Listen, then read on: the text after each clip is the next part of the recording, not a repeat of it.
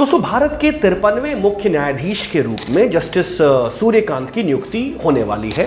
Justice B R. Gavai ने इनका नाम रिकमेंड कर दिया है और प्रेसिडेंट के पास भेज दिया है। प्रेसिडेंट परंपरा के अनुरूप परंपरा का अनुपालन करते हुए इस नाम पर अपनी स्वीकृति और हरी झंडी दे देंगे और औपचारिक तौर पर हमारे सूर्यकांत साहब भारत के 53वें चीफ जस्टिस बन जाएंगे। दोस्तों, एक शब्द का यूज किया मैंने, परंपरा। वह परंपरा क्या है?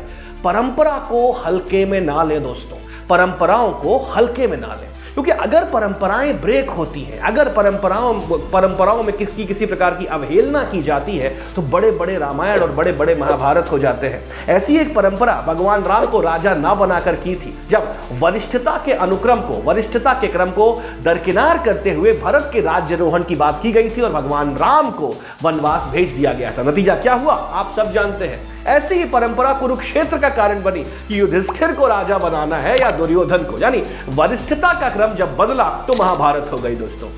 ऐसी ही एक परंपरा है भारत के मुख्य न्यायाधीश की नियुक्ति की। जब यह परंपरा बदली, जैसा कि मैंने कहा, परंपरा को हल्के में ना लें, अगर यह परंपरा बदली तो दोस्तों भारत के संविधान पर बहुत बड़े बड़े प्रहार हुए। दोस्तों, भारत में चीफ जस्टिस के अपॉइंटमेंट की एक परंपरा है। सुप्रीम कोर्ट में जितने भी 1+33 यानी 34 जजेस होते हैं, हर सीजेआई अपने रिटायरमेंट के बाद जो बचे कुचे 33 जजेस होते हैं, उनमें से सबसे सीनियर मोस्ट व्यक्ति को सुप्रीम कोर्ट जज के रूप में रिकमेंड कर देते हैं और प्रेसिडेंट उसको लेकर हरी झंडी दे देते हैं।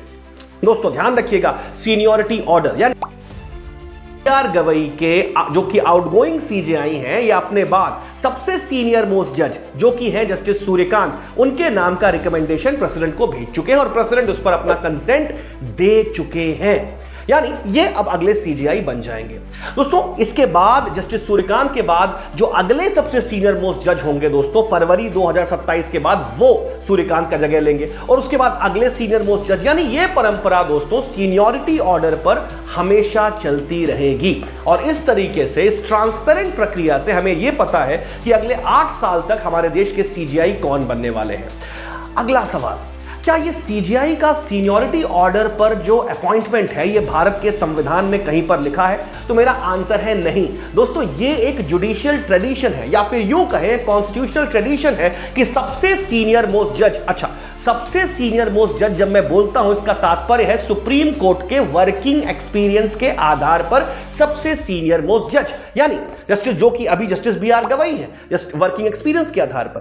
दोस्तों, यह परंपरा 1950 से अनवरत चल रही है। अगला सवाल, क्या इस परंपरा को कभी ब्रेक किया गया था? उत्तर है हां। 1973-1974 में केशवानंद भारती के केस के बाद दोस्तों इस परंपरा को ब्रेक किया गया था, जब 3 सीनियर जजेस को बाईपास करके जस्टिस ए.एन. रे को चीफ जस्टिस बनाया गया था। आई रिपीट, 1973 में केशवानंद भारती के उन 3 जजेस को जिन्होंने केशवानंद भारती के पक्ष में वर्डिक्ट दिया था, उन 3 जजेस की सीनियरिटी ऑर्डर को बाईपास किया गया और चौथे सीनियर जज ए.एन. रे को इस परंपरा को ब्रेक करके सीजेआई बना दिया गया। इसके बाद दोस्तों आप क्या हुआ आप सबको बहुत अच्छे से पता है। इसके बाद लगी दोस्तों इमरजेंसी, और इमरजेंसी में जुडिशरी बन गई एक म्यूट स्पेक्टेटर, जुडिशरी बन गई एक साइलेंट स्पेक्टेटर। जुडिशरी ने एक न्यायिक निष्क्रियता का परिचय दिया। जुडिशरी ने एक बहुत ही पुसिलैमिनस एटीट्यूड, एक बहुत ही स्पाइनलेस एटीट्यूड का परिचय दिया पूरे इमरजेंसी में। जब पॉलिटिकल राइट्स को सरेआम रौंदा जा रहा था, जब कॉन्स्टिट्यूशनल राइट्स को सरेआम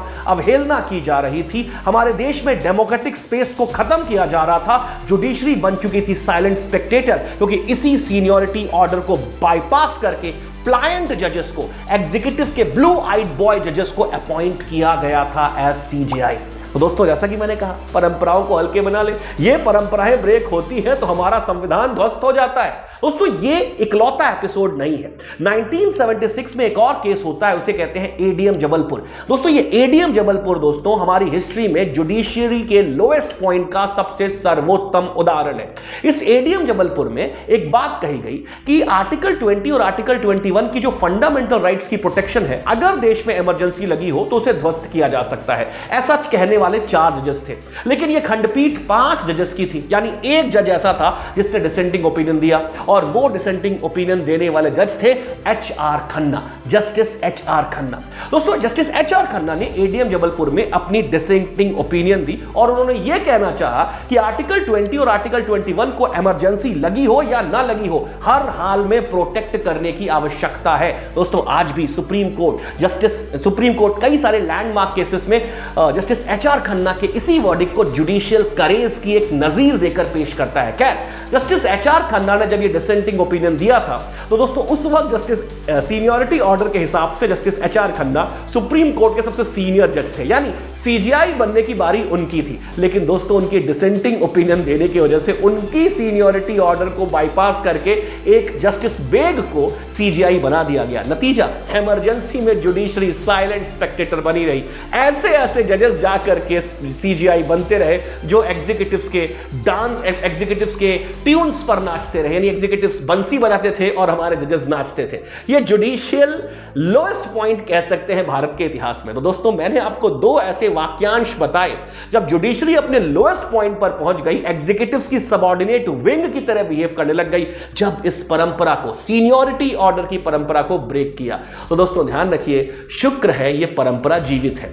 और दोस्तों, 1993 में सेकंड जजेस केस में सुप्रीम कोर्ट ने यह बात कह दी कि इस परंपरा को अब कोई ब्रेक भी नहीं कर सकता। 1993 में सेकंड जजेस केस में सुप्रीम कोर्ट ने इस वर्डिक्ट को हमेशा के लिए एक प्रकार से स्थापित कर दिया, इस फैक्ट को हमेशा स्थापित कर दिया कि सबसे सीनियर मोस्ट जज व्यक्ति ही सुप्रीम कोर्ट का मुख्य न्यायाधीश बनेगा। यानी अगर एक जज रिटायर हो रहा है तो उसके बाद सुप्रीम कोर्ट में जो वर्किंग एक्सपीरियंस के आधार पर सबसे सीनियर मोस्ट जज है, उसे ही चीफ जस्टिस बनाया जाएगा। तो दोस्तों, शुक्र है ये परंपराएं अभी तक जीवित है, और शुक्र है ये परंपराएं अक्षुण्ण बनी रहें, तभी इस देश का, हमारी न्याय व्यवस्था का, न्यायिक स्वतंत्रता का, न्यायिक निष्पक्षता का, न्यायिक निर्भयता का और हमारे देश के संवैधानिक लोकतंत्र का भला होगा।